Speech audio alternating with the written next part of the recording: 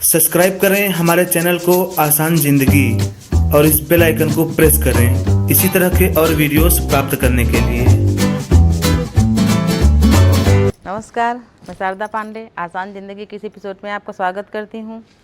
आज मैं आपको त्रिखल दोष निवारण पूजा बताऊंगी और त्रिखल दोष क्या है उसको बताऊंगी, उसकी शांति के लिए बताऊंगी। त्रिखल दोष से क्या शुभ और क्या लाभ होता है, यानी क्या नुकसान होता है, क्या फ़ायदा होता है, ये भी बताऊंगी। हमारे कई यूजर हमसे बोले हैं कि उनके यहाँ 3 पुत्री के बाद पुत्र हुआ है तो क्या करना चाहिए, या 3 पुत्र के बाद पुत्री हुई है तो उनके यहाँ काफ़ी खुशहाली है, लेकिन 3 पुत्री के बाद जो पुत्र होते हैं तो थोड़ा उस घर में दिक्कत होती है। तो उसी के लिए मैं विधिवत आप सभी के लिए, जैसे कि 2-4 जन हमसे जब वीडियो मांगते हैं तो ये समस्या बहुत सारे लोगों की होती है जो कह नहीं पाते, तो उन सभी के लिए जानकारी हो जाएगी। खैर ये सभी जानते हैं कि त्रिखल दोष क्या होता है, जो अपने बड़े हैं, घर वाले, पंडित, पुरोहित सभी जानते हैं, सभी के यहाँ ये पूजाएँ भी होती हैं। लेकिन जिनको जानकारी नहीं रहेगी उनके लिए काफ़ी लाभदायक वीडियो साबित होगा। तो सबसे पहले मैं आपको बता रही हूँ कि त्रिखल दोष क्या होता है। जिनके घर में 3 पुत्री लगातार पैदा हो, उसके बाद पुत्र पैदा हो, तो उसको त्रिखल दोष बोलते हैं। तो ये त्रिखल दोष के कारण पिता के ऊपर काफ़ी संकट आते हैं और घर परिवार के जितने भी लोग हैं वो सभी संकट से ग्रस्त हो जाते हैं। मानसिक तनाव, अउन्नति ये सब होने लगती है। तो जिनको पता नहीं रहता है कि क्या कारण है, यानी कि जिनको जानकारी नहीं है, ऐसा नहीं है कि जो बड़े सयाने हैं वो सभी जानते हैं, कोई किसी क्षेत्र में लोग नहीं भी जानते हैं। तो जो ये दोष है, ये दोष के कारण मतलब ऐसा हुआ तो जो बच्चा पैदा हुआ है उसमें उसका कोई दोष नहीं रहता है। जब बच्चा 3 पुत्री के बाद जब पुत्र पैदा होता है तो माता, पिता और बच्चा तीनों के ऊपर दोष लगता है और इसका निवारण के लिए पूजा होता है। त्रिखल दोष निवारण का पूजा भी होता है। उसी प्रकार से 3 पुत्र के बाद जब पुत्री पैदा होती है तो ये आपके लिए काफ़ी शुभ संकेत होता है। 3 पुत्र के बाद जब पुत्री पैदा होती है तो घर परिवार सभी के लिए शुभ होता है। जैसे कि घर के जो मुखिया हैं वो अगर कोई व्यापार या कोई रोजी रोजगार नहीं करते रहते हैं तो अकस्मात ऐसा संयोग बनता है कि वो व्यापार करते हैं, बिजनेस करते हैं और उनको उसमें काफ़ी लाभ भी होता है। अगर कोई घर का मुखिया नौकरी नहीं करता रहता है तो उनको नौकरी भी मिल जाती है, उनको नौकरी में भी लाभ होता है। जिनके यहाँ खेती है, खेती में भी लाभ होता है। इसी प्रकार से 3 पुत्र के बाद जो पुत्री पैदा होती है वो घर परिवार के सभी लोगों के लिए शुभ होती है, लेकिन माता के लिए कष्टकारी होती है। यानी कि वो पुत्री कष्टकारी नहीं होती है, ये योग कष्टकारी होता है।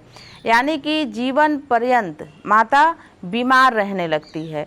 सभी प्रकार के औषधि, दवाइयाँ, उपचार कराने के बाद भी हर समय माता के मन में, मनोमस्तिष्क में कमजोरी, विकार ये बना रहता है और ये जीवन पर्यंत बना रहता है। तो कन्या पैदा होना शुभ है, लेकिन दोष माना ही जाता है। इसका भी दोष, त्रिखल दोष शांति कराना ही चाहिए। कन्या के जन्म के बाद भी 11वें दिन यानी शुद्धिकरण हो जाए तो शुभ समय में पंडित जी से पूछ के 11वें दिन विधिवत त्रिखल दोष शांति कराएं। मान लीजिए किसी कारणवश आपको, जैसे कि 3 पुत्र के बाद पुत्री या 3 पुत्री के बाद पुत्र पैदा हुआ है और आप पूजा नहीं कराए हैं और आपके यहाँ तमाम नाना प्रकार की परेशानियाँ, यानी कि पुत्री के बाद जो पुत्र होते हैं उनके घर में तमाम नाना प्रकार की परेशानियाँ शुरू हो जाती हैं और वो पूजा नहीं कराए रहते हैं, उनको पता भी नहीं चलता है। अगर आप पूजा नहीं कराए हैं तो आप कभी भी बच्चे का, जो बालक है, उसके जन्मदिन के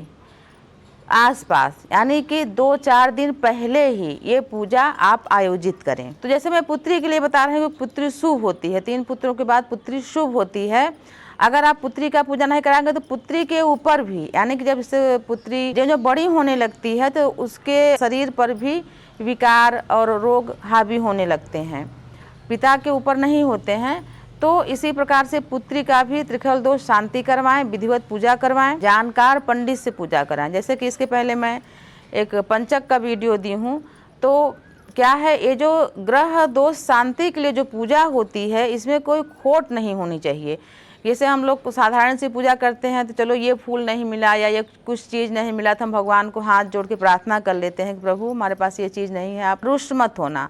पर जो ये ग्रह हैं, ये इनके लिए जब शांति हम कराते हैं तो सारी सामग्री को एकत्रित करके विधिवत मंत्र द्वारा उच्चारण करके जो जानकार पंडित जी होते हैं, ब्राह्मण होते हैं, वो विधिवत पूजा कराते हैं तो पूर्णतः दोष शांति हो जाता है। त्रिखल दोष है जो ये सबसे बड़ा कारण लाता है माता पिता के बीच मनमुटाव और अलगाव की स्थिति उत्पन्न हो जाती है।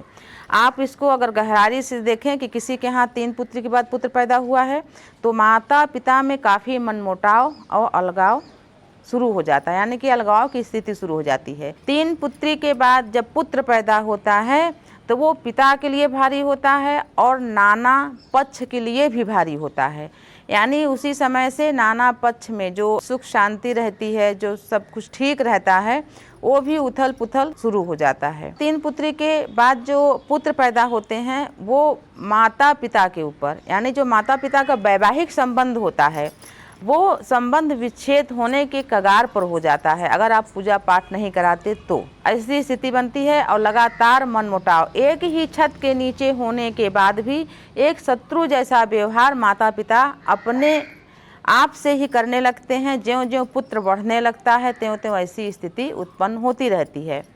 उसके बाद जैसे कि आप पूजा नहीं कराए तो उसके बाद जैसे पुत्र बड़ा हो रहा है तो कई संकटों से वो गुजरने लगता है, उसका भी वैवाहिक जीवन संकट में आ जाता है, तमाम प्रकार की परेशानी होती हैं। लेकिन पूजा पाठ दान पुण्य इसीलिए बने हैं, शांति ग्रह शांति इसीलिए बने हैं। तमाम ऐसे योग हैं जिसमें बच्चे पैदा होते हैं तो तमाम चीज़ों की दिक्कत होती है, तो आपको चिंता करने की कोई बात नहीं है। आप ग्रह शांति कराएं और ग्रह शांति कराने के बाद सभी कुछ ठीक हो जाएगा। तो ऐसे मान लीजिए 3 पुत्री हुई, फिर पुत्र हुए तो कभी कभी दोष के कारण पुत्र अस्वस्थ होकर ख़त्म हो जाते हैं, उनके बाद फिर और पुत्र होते हैं तो त्रिखल दोष नहीं माना जाता है। यानी कि जैसे कि 3 पुत्री हैं, एक पुत्र होकर ख़त्म हो गए और फिर पुत्र हुए तो कभी कभी भ्रम बस कहते हैं कि भाई 3 पुत्री तो जीवित हैं और एक पुत्र है तो वो भी मतलब त्रिखल दोष से ग्रस्त है, तो ऐसा नहीं होता, वो फिर चौथा संतान माना जाएगा। तो इसमें पूजा कराने की दान करने की कोई ज़रूरत नहीं होती। निवारण के लिए आप जानकार पंडित से मिलें जिसमें कि भगवान श्री गणेश जी का पूजन होता है, विधिवत कलश स्थापना होता है, कलश पर तांबे का पात्र रख के भगवान श्री हरि विष्णु जी का सोने या तांबे की एक छोटी मूर्ति रख के पूजन होता है। और उसके बाद त्रिखल दोष शांति का विशेष पूजन होता है जिसमें माता पिता और वो बच्चा भी साथ में रहेगा। और पूजन के बाद दान भी काफ़ी महत्व रखता है। तो पूजन के बाद 3 वस्त्र, 3 पात्र मतलब बर्तन और 3 धातु जिसमें सोना चांदी और तांबा रहेगा, ये दान में देना पड़ता है ब्राह्मण को या पंडित को। जो ब्राह्मण आपका पूजा कराएंगे उन्हीं को ये सब चीज़ें देना पड़ता है। आप अपने से इस पूजा को न करें क्योंकि विधिवत पूजा मंत्र द्वारा त्रिखल दोष शांति कराना चाहिए। और पति पत्नी और वो बालक साथ में रहेंगे। उसी प्रकार से गुड़, लाल कपड़े, इन सब चीज़ों का भी दान पूजा के बाद उन्हीं पुरोहित को, उन्हीं पंडित को आप दे दें जिनसे आप पूजा कराएंगी और विधिवत पूजा कराएंगे। जो मूर्ति रहेगी कलश पर उसको भी उन्हीं पुरोहित को, चाहे तो आप सोने की छोटी मूर्ति रहे लेकिन भर हुई मूर्ति रहे। जैसा पहले भी बताई हूँ कि किसी मूर्ति को, खोखली मूर्ति का पूजा को कोई अर्थ नहीं है। आप पहले से आर्डर देकर भर हुई मूर्ति बनवा सकती हैं, सोने का या तांबे का। तो सोने का काफ़ी महंगा पड़ेगा तो इसलिए आप तांबे की मूर्ति बनवाएं। 3 वस्त्र और 3 अन्न, 3 अन्न भी रहेगा, उसको भी मतलब 3 अन्न कुछ भी हो, कितना भी हो, जैसे एक अन्न का 3 किलो या 5 किलो ऐसे करके 3 अन्न, 3 वस्त्र, 3 धातु, कुछ गुड़, लाल वस्त्र, ये सब चीज़ें जो भगवान की मूर्ति रहेगी, भगवान श्री हरि विष्णु जी की वो मूर्ति, उन्हीं ब्राह्मण को आप दान देंगे और विधिवत उनसे पूजा करवाएंगे। पति पत्नी एक आसन पर बैठ के कलश निर्माण जरूर करेंगे। तो आप इस पूजा को जरूर कराएं और आपके घर में जो अशांति है, जो अउन्नति है, ये दूर हो जाएगा।